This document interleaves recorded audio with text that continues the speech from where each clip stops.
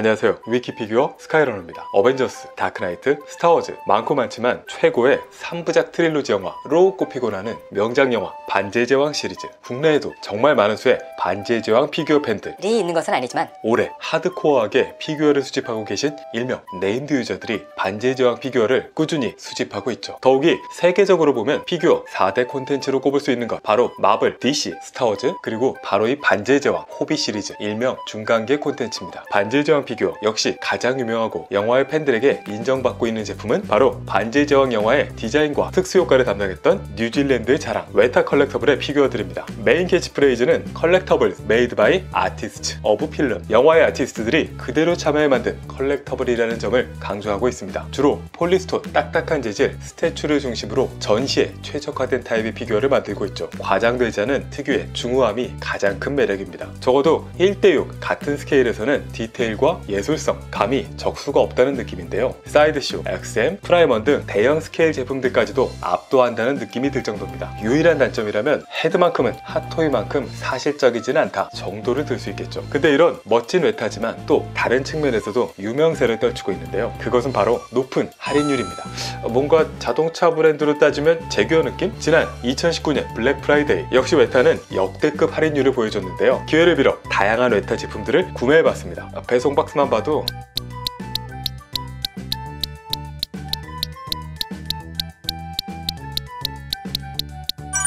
이번에 구매한 제품들 정가로 계산해보면 약 770만원 정도인데요. 국제 배송료만 해도 150만원 이상이 책정됩니다. 여기에 관부가세까지 감안하면 1000만원은 가볍게 넘는 가격이죠. 하지만 이번 블랙 프라이데이 여러 할인율을 여차여차 적용해보니까 총 가격은 약 250만원 선, 3분의 1 수준의 가격이 되었죠. 기억하세요. 반지의 제왕은, 아니 피규어 할인은 웨타가 최고! 그럼 웨타 블랙 프라이데이 피규어 40종 빠르게 즐겨보는 퀵 리뷰 시작해보겠습니다.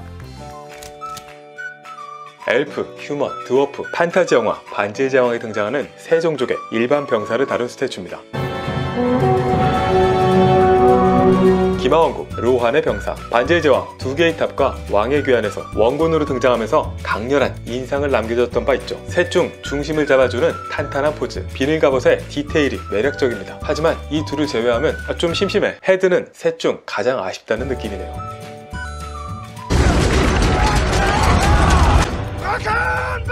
호비 5군데의 전투에 등장했던 철산 드워프 병사입니다. 탄탄해 보이는 갑주와 방패, 무장 등으로 마치 스파르타를 연상케 하는 모습을 잘 재현하고 있죠. 폴리스톤이라는 딱딱하고 무거운 재질을 사용한 스태츄들이지만 이 무기에 대해서는 드워프뿐만 아니라 대부분 스틸, 쇠 재질을 사용하고 있어서 분위기를 더욱 잘 살려주고 있습니다. 아쉬운 점은 여러 리뷰에서도 지적됐던 디테일한 베이스 위에 성의 없는 눈의 표현이죠. 그래도 이 정도면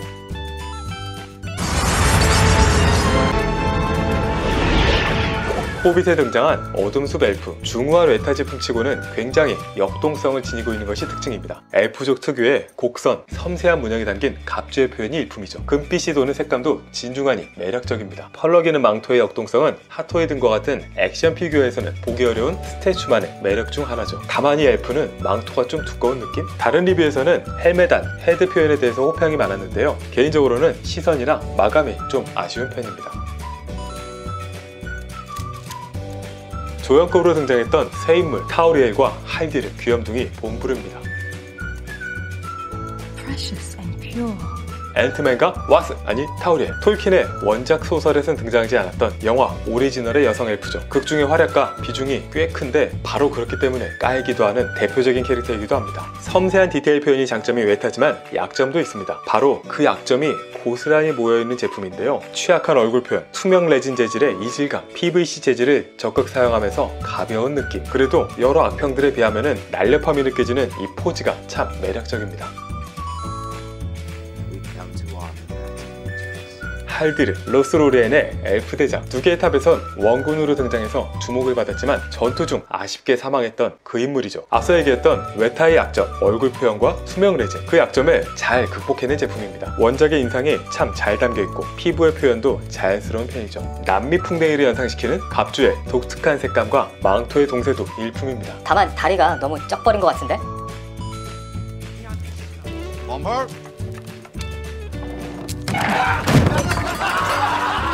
호빗에 등장했던 12 드워프 가신 중 하나인 몽브루. 대사는 거의 없지만 드워프 중에서도 통통한 몸매와 인상적인 외모, 엄청난 개그 활약 덕분에 기억하는 분들이 많죠. 전체적으로 다른 라인업에 비해서 아쉬움이 많았던 웨타 드워프 시리즈지만 그중 강한 개성과 완성도가 돋보이는 피규어입니다.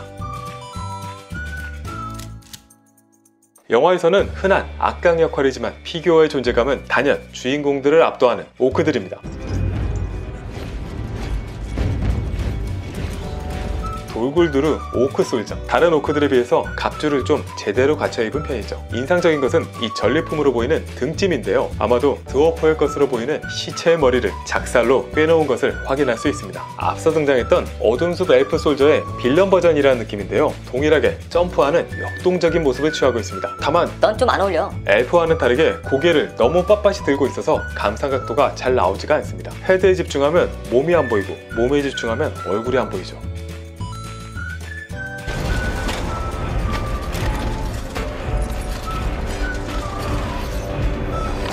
우루카이, 소드맨, 백색의 마법사, 사루만의 새로운 창조물, 오크를 능가하는 우루카이 종족의 전사입니다. 완성도가 매우 좋은 피규어인데요. 서 있는 포즈가 다소 심심해 보이긴 하지만 대신 감상 각도가 넓게 잘 나오는 편이죠. 갑주에 녹슬고 더럽혀진 느낌, 피부결 표현과 같은 디테일은 물론 로안의 방패와 성벽을 발치해 두고 있는 베이스, 멋들어진 폼을 잡고 있는 건 아니지만 우루카이 특유의 낡은 느낌이 자연스럽게 느껴지는 피규어입니다.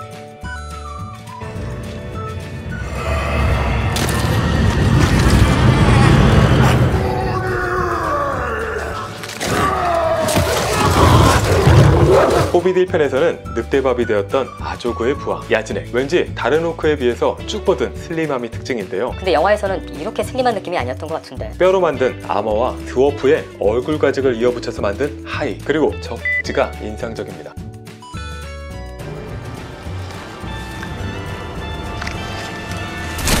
호빗, 메리와 피핀에게 눈독을 들이던 오크, 그리시나크. 4개의 오크 중에서는 디테일은 가장 떨어지는 편입니다. 피부톤과 갑주, 털의 표현도 그렇고 전체적인 색감이 왠지 좀 단색 위주라는 느낌이죠. 조형도 좀 섬세하지 않고 거친 느낌이 들어요. 다만 극 중에 얼굴 인상은 충실히 살려주고 있는데요. 다른 오크들에 비하면 볼륨감 있는 베이스가 그나마 장점이라고 볼 수 있겠죠.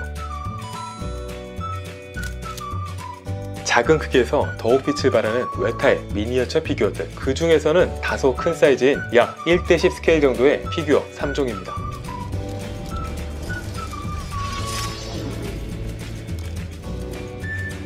반지의 제왕의 가장 대표적인 빌런 링레이스. 특유의 꿀렁꿀렁함이 잘 담겨있는 피규어죠. 단색이 좀 밋밋해 보이긴 하지만 링레이스는 그런 블랙 원톤이 매력 포인트라고 할 수 있죠. 헤드 속은 물론 비어있어요.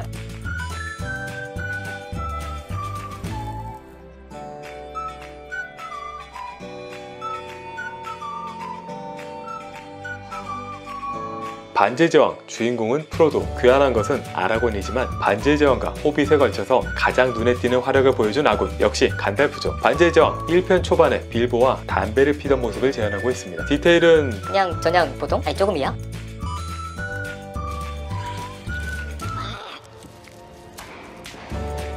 반지의 제왕의 마스코트 골룸, 아니 스미굴? 작은 크기임에도 적절하게 유광 마감을 섞어 사용해서 개울가 골룸의 모습을 더욱 현장감 있게 재현하고 있습니다. 다만 헤드의 인상 표현이 조금 약한 느낌인데요. 반지의 제왕의 주역 호빗 3종을 그린 미니어처 스태츄입니다. Even you couldn't say no to that. 주인공인 프로도보다도 오히려 더 주인공에 어울린다고 평가받곤 하는 샘 와이즈 겐지. 여행 중에도 빛이 났던 특유의 식탐을 잘 표현해주는 피규어입니다. 보기만 해도 소시지 향이 느껴질 것 같은 디오라마의 느낌이 잘 담겨 있습니다. 지나가는 달팽이까지도 표현하고 있는 이 섬세함, 역시 웨타라는 말이 나오네요.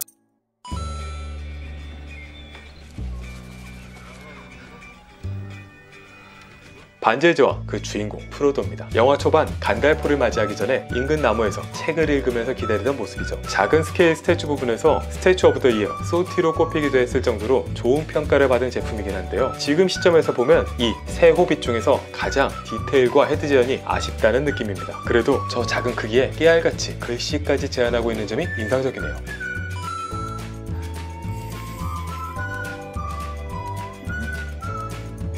반지의 제왕에 등장한 라이든 빌보 베긴스의 모습. 파이프를 들고 의자에 앉은 포즈로 앞서 간달프와 마찬가지로 반지의 제왕 초반에 함께 담배를 피던 장면을 재현하고 있습니다. 새 호빗 중에서 얼굴, 원작의 인상 재현은 가장 잘하고 있는 편이죠. 간달프와 스케일만 맞았으면 딱 좋았을 텐데.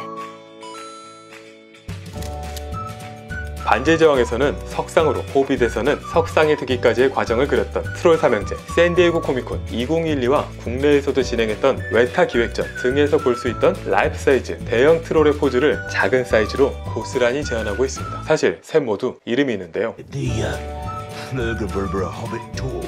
가장 역동적인 포즈를 보여주는 톰, 겨드랑이 털까지는 굳이 이렇게 재현해주지 않아도 되는데. What a load of rubbish! 윌리엄. 만약에 이 세 트롤이 팬인데 하나만 고르고 싶다면 이 윌리엄만 있어도 좋을 것 같습니다. I so crunchy. 버트. 넌 왜 부끄러워하는 거야? 취한 건지 뭔지 홍조가 눈에 좀 거슬립니다.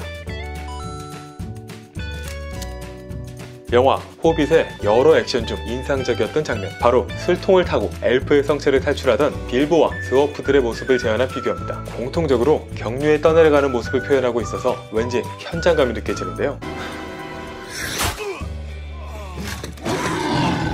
반지의 제왕 이전의 시점인 호빗이 배경인 관계로 젊어진 빌보 베긴스, 사이즈가 작음에도 불구하고 놀란 표정을 잘 재현하고 있는 점이 또 놀랍습니다. 한쪽 발바닥을 올리고 있는 부분이 바로 매력, 아니 큐트 포인트죠. 보프, 긴박한 순간이었지만 마치 푸른라이드를 타는 듯한 경쾌한 느낌으로 그려냈던 원작을 잘 반영하고 있습니다. 꽤나 즐기는 표정을 하고 있거든요. 아니 원래 이렇게 생긴 건가?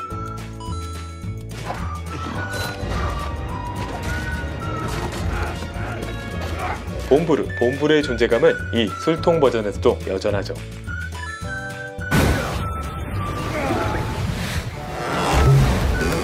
오잉이 아니라 오인, 힐러 역할을 담당한 드워프 오인입니다. 조형이지만 천재질이라는 느낌이 물씬 드는 장갑, 그 와중에도 잊지 않고 재현해둔 이 보청기 부분이 매력적이네요.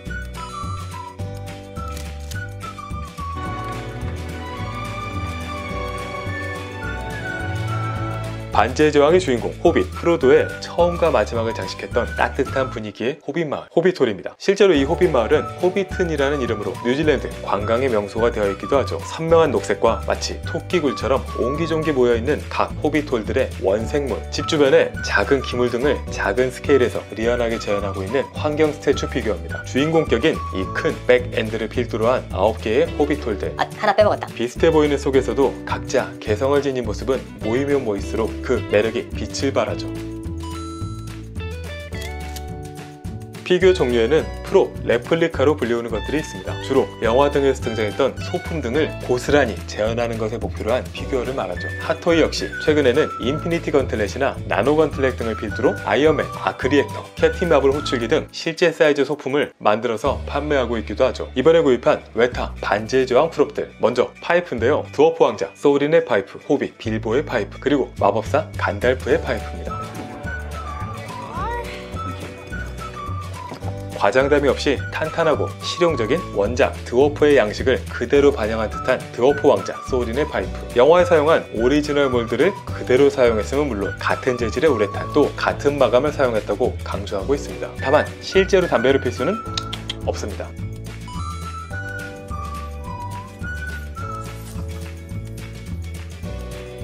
의외로 가장 긴 길이로 만들어진 호빗 빌보의 파이프, 소린의 것에 비해서는 다소 거친 느낌이 듭니다. 파이프의 끝부분이 실제 천으로 만들어졌다면 더 좋았을 텐데 라는 아쉬움이 드네요.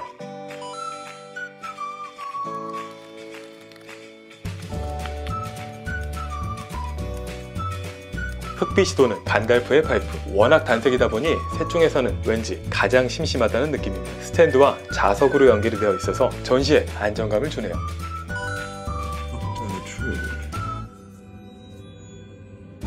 잃어버린 드워프 왕국 에레보르의 열쇠, 묵직한 무게감이 실제 열쇠를 보는 듯한데요. 각지고 탄탄한 느낌의 드워프 양식이 고스란히 담겨 있어서 더욱 매력적입니다.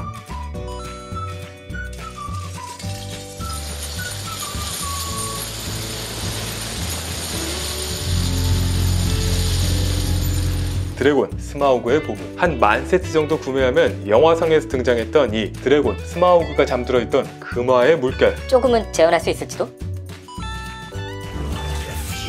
Big Festain.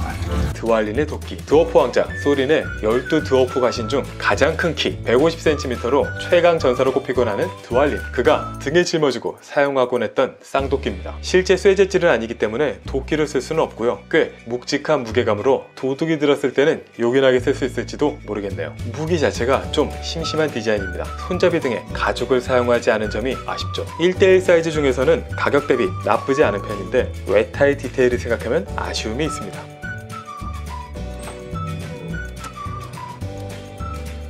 Balin, at your service. 발린의 철퇴, 드왈린의 형이자 김리의 어... 오촌이 되는 발린, 그가 사용했던 철퇴라고 하지만 사실상 검에 가까운 형상의 무기입니다. 아마 양쪽 다 사용 가능한 것이 아닐까 싶은데요. 드왈린의 도끼에 비하면 여러모로 볼 것이 많은 제품입니다. 전체적인 디자인, 날에 새겨진 문양과 구리검을 보는 듯한 색감, 적당한 광택 등이 어우러져서 감상 포인트가 이곳저곳 꽤 있는 편이죠. 다만 실제 재질을 사용하지 않은 이 손잡이는 여전히 아쉬운 편입니다. 이상으로 총 40개의 피규어 1000만원 급지름 역대급 할인율을 누렸던 웨타 블랙 프라이데이, 그 길고도 간단한 리뷰를 마치겠습니다. 반지의 제왕을 좋아하는 모든 분들, 그리고 반지의 제왕 피규어가 궁금했던 모든 분들께 도움이 되었기를 바라며